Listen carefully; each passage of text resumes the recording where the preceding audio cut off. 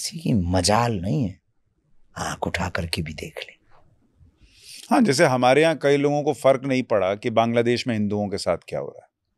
हम एक दिन विचार कर रहे थे बांग्लादेश पर कि अगर हमारी बहन बेटी हमारे ही सामने कोई उठा के ले जाए कैसा लगेगा, जरा विचार करना। 40 साल तक जिस देश में रह करके बिजनेस कर करके एक एक पाई पाई को जोड़ा, मकान बनाया, दुकान बनाई, 20 लोग आकर के लूट के ले जाएं, सच सच बताना यार कैसा लगेगा।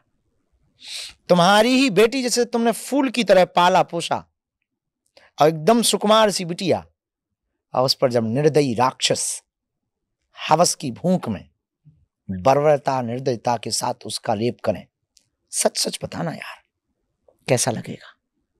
जिस इज्जत को बचाने के लिए तुम्हारे पूर्वजों ने आन बान शान को रख दिया और प्राण त्याग दिए, रामायण के लिए, राम के लिए, गीता के लिए, कृष्ण के लिए, वही देवी के मन में तुम्हारी देवी की मूर्ति को तोड़ करके बाहर फेंका जाए, सच सच बताना यार कैसा लगेगा।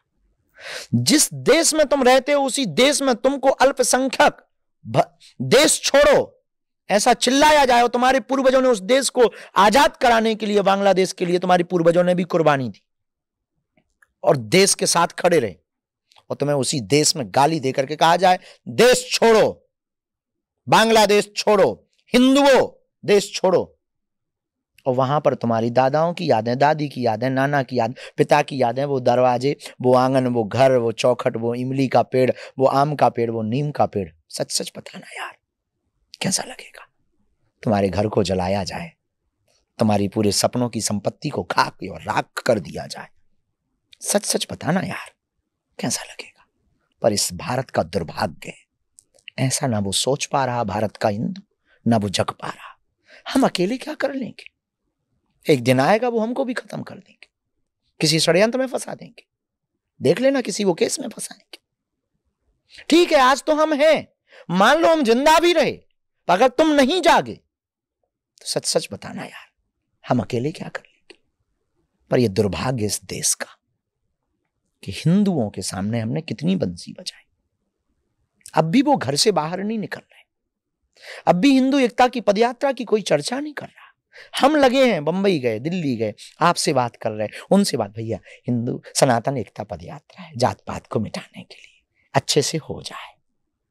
हमारी भर जिम्मेवारी है रोड पर निकलना, क्या हमारी भर जिम्मेवारी है हिंदुओं को एक करना, क्या हमारी भर जिम्मेवारी है रामायण के पक्ष में आवाज उठाना और विरोधियों के विपक्ष में आवाज उठाना?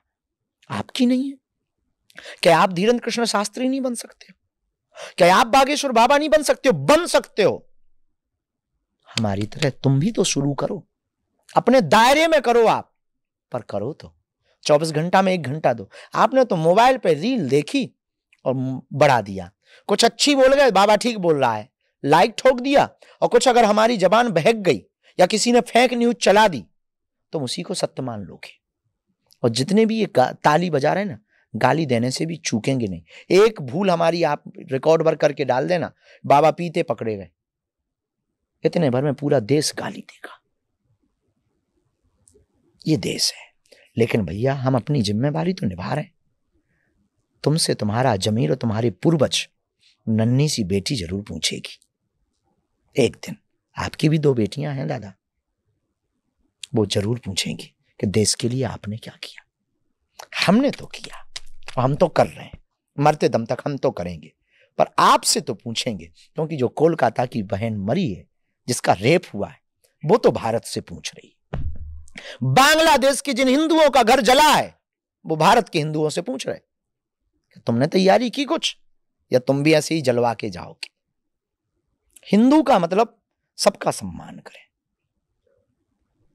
मैं कई बार ये भी कहता हूं महाराज जी कि जैसे किसी लड़की को बीच चौराहे पर अगर कोई छेड़ता है तो वो लड़की इसलिए नहीं छेड़ी गई क्योंकि वहां 2 गुंडे थे या वहां 2 असामाजिक तत्व थे, वो इसलिए छेड़ी गई या उसके साथ गलत इसलिए हुआ क्योंकि वहां जो 20 लोग खड़े थे वो सब चुप रहे। क्या बात है, उन्होंने कुछ बोला नहीं। ये बहुत बड़ी बात, बस यही बात।